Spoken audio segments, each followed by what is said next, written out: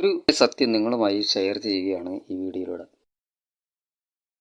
ഇതിനു മുമ്പ് നമ്മൾ പ്രധാനമന്ത്രി ആവാസ് യോജന അർബൻ 2.0 എങ്ങനെ അപേക്ഷിക്കാമെന്നാണ് പറഞ്ഞത്.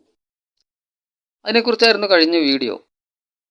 അത് നഗരത്തിൽ താമസിക്കുന്നവർക്ക് വേണ്ടിയുള്ള പദ്ധതിയാണ്. എന്തുകൊണ്ടാണ് ഗ്രാമീൺ ആവാസ് യോജനയ്ക്ക് അപേക്ഷിക്കുന്നതിനെക്കുറിച്ച് വീഡിയോ ചെയ്യാത്തത് എന്ന് നിങ്ങളിൽ പലരും ചിന്തിക്കുന്നുണ്ടാവും. അതിൻ്റെ ആദ്യത്തെ സ്റ്റെപ്പാണ് വീഡിയോയുടെ തുടക്കത്തിൽ കണ്ടത്.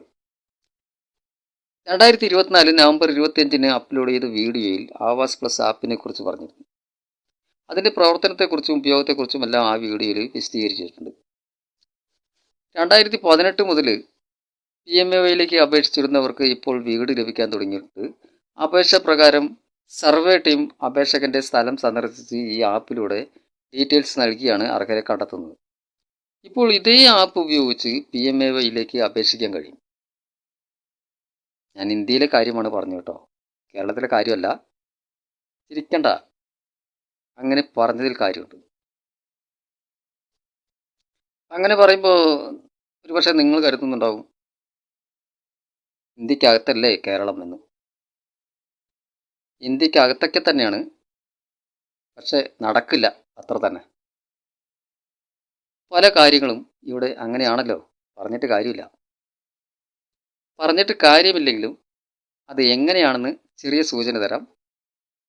മനസ്സിലാക്കി വെച്ചാൽ ഒരു പക്ഷേ ഇവിടെ പ്രാവർത്തികമാകുമ്പോൾ ഉപകാരപ്പെട്ടേക്കാം. ഗൂഗിളിൽ PMAYG എന്ന് ടൈപ്പ് ചെയ്ത് PMAYGയുടെ ഔദ്യോഗിക വെബ്സൈറ്റിൽ പ്രവേശിച്ച് മെനു ക്ലിക്ക് ചെയ്ത് അതിൽ നിന്ന് ആവാസ് പ്ലസ് ആപ്പ് സെലക്ട് ചെയ്ത് അടുത്ത പേജിൽ ആവാസ് പ്ലസ് ആപ്പ് ഡൗൺലോഡ് ചെയ്യാനുള്ള ഓപ്ഷൻ ഉണ്ടാകും. ആവാസ് പ്ലസ് ആപ്പ് ഡൗൺലോഡ് ചെയ്ത് ഓപ്പൺ ചെയ്ത് പെർമിഷനുകൾ കൊടുത്തു കഴിഞ്ഞാൽ മുകൾ ഭാഗത്തായി 2 ഓപ്ഷനുകൾ ഉണ്ടാവും. ഒന്ന് അസിസ്റ്റഡ് സർവേ, 2 സെൽഫ് സർവേ. ഇതിൽ രണ്ടാമത്തെ ഓപ്ഷനായ സെൽഫ് സർവേ തിരഞ്ഞെടുക്കുക. ശേഷം ആധാർ നമ്പർ ടൈപ്പ് ചെയ്ത് ഓതൻറ്റിക്കേഷൻ നടത്തേണ്ടതുണ്ട്. അത് ചെയ്ത് കഴിഞ്ഞ് ഓക്കെ കൊടുത്താൽ അടുത്ത പേജ് തുറന്നു വരും.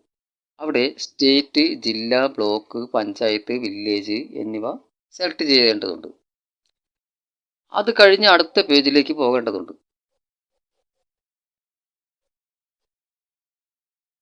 നിർഭാഗ്യവശാൽ കേരളത്തിൽ അത് ചെയ്യാൻ കഴിയുന്നില്ല എന്ന സത്യമാണ് നിങ്ങളോട് പറയാനുള്ളത്. സ്റ്റേറ്റും ജില്ലയും ബ്ലോക്കും പഞ്ചായത്തും വില്ലേജും സെലക്ട് ചെയ്ത് കഴിഞ്ഞാൽ പിന്നെ കാണുന്നത് എന്താണെന്ന് അറിയുമോ? നിങ്ങളുടെ സ്റ്റേറ്റിൽ ഈ സർവേ അലൗഡ് അല്ല എന്നാണ് പിന്നെ കാണുന്നത്. അതാണ് പറഞ്ഞത് ഇത് കേരളമാണ് എന്ന്. ആരുടെയും സഹായമില്ലാതെ പക്ഷപാതമില്ലാതെ അർഹിക്കുന്നവർക്ക് ആനുകൂല്യം കിട്ടുന്ന രീതിയാണ് ഈ ആപ്പിലുള്ളത്. ഇനിയിപ്പോൾ ഇവിടെ മാത്രമാണോ, എല്ലാ സ്റ്റേറ്റുകളിലും അങ്ങനെയാണോ എന്നറിയാൻ യൂട്യൂബിൽ കയറി സെർച്ച് ചെയ്ത് നോക്കി. മറ്റു ലാംഗ്വേജുകളിലെ വീഡിയോ കണ്ടു നോക്കിയപ്പോഴാണ് അറിയുന്നത് അവിടെയെല്ലാം അത് വർക്കാവുന്നുണ്ടെന്ന്. അവർ അവരുടെ വീഡിയോയിൽ സ്ക്രീൻ റെക്കോർഡ് സഹിതം ക്രിസ്റ്റൽ ക്ലിയർ ആയി കാണിക്കുന്നുണ്ട്. ആപ്ലിക്കേഷൻ സബ്മിറ്റ് ചെയ്യുന്ന കാര്യങ്ങൾ വരെയും. പക്ഷെ ഇവിടെ ഇങ്ങനെയാണ്, കാര്യകാരണങ്ങളൊന്നും അറിയില്ല. അതുകൊണ്ട് അപ്ലൈ ചെയ്യുന്ന കാര്യങ്ങൾ മുഴുവനായി പറഞ്ഞിട്ട് കാര്യമില്ലല്ലോ. വീഡിയോ അപ്പോൾ ഇതുകൊണ്ട് ഇവിടെ ചുരുക്കുകയാണ്. ഇനിയിപ്പോൾ ഇതിൻ്റെ മുഴുവൻ കാര്യങ്ങളും വേണമെന്നുള്ളവർ കമൻറ്റിൽ പറയുക. പിന്നീട് നമുക്ക് വീഡിയോ ആയിട്ട് ചെയ്യാവുന്നതാണ്.